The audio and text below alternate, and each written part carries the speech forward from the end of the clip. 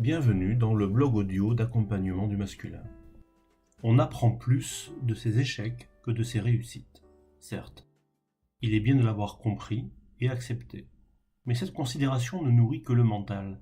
Qu'en est-il de la violence, du choc émotionnel et de ses conséquences dans l'immédiat du moment présent et des suivants? La vie est un élan. Lancé à plus ou moins grande vitesse en fonction de nos aspirations et de notre nature, que se passe-t-il quand un mur se dresse et qu'il semble montrer que nous avons peut-être fait une erreur d'aiguillage?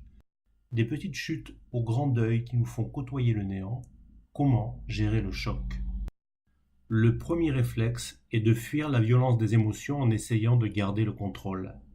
Essayez de trouver des explications, des raisons. Quand il est possible d'en trouver, elles sont rarement suffisantes ou satisfaisantes. Confronté à cette réplique du choc initial, il devient impossible, sauf à s'arc-bouter douloureusement au mental, de ne pas glisser dans un premier ressenti que vous risquez fort de retourner contre vous. Vous n'avez pas été capable de. Vous venez d'appuyer sur le bouton marche de la redoutable machine du jugement et de la dévalorisation. Vous continuez à descendre. L'étape suivante n'est plus une réplique, plutôt un effondrement dans la perte de la foi qui vous portait. Vous descendez toujours. Vous viviez dans la pression omniprésente de votre projet, vous vous retrouvez en dépression.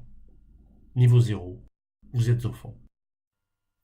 Mais maintenant, vous êtes dans la vérité de ce que vous ressentez. Vous vivez pleinement votre échec.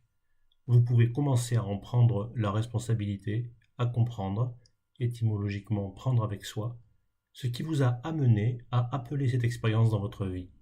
C'est le début de la remontée. Si vous avez vécu quelques années, voire quelques dizaines d'années, vous avez déjà été confronté à d'apparents échecs. Ne vous est-il jamais arrivé, 6 ou 12 mois après, de vous retourner et de ne plus y voir qu'une expérience certes douloureuse, mais qui vous a permis de vous sentir mieux aujourd'hui? Mesurez-vous la subjectivité du concept d'échec? Ne serait-ce plutôt un sentiment vécu sous le choc parce que, dans l'instant, il était impossible de faire autrement? Maintenant, il est passé. Vous pouvez remettre en perspective l'expérience et le sentiment qu'elle a généré. En acceptant qu'ils peuvent vous apporter beaucoup, quelle qu'en soit la difficulté, il devient possible de ne plus les voir comme une erreur, mais la solution que vous avez créée pour passer un seuil que vous n'arriviez pas à franchir.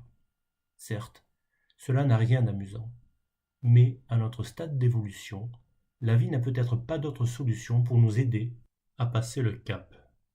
Maintenant, vous allez pouvoir mettre en avant toute, après un petit ou grand changement de cap.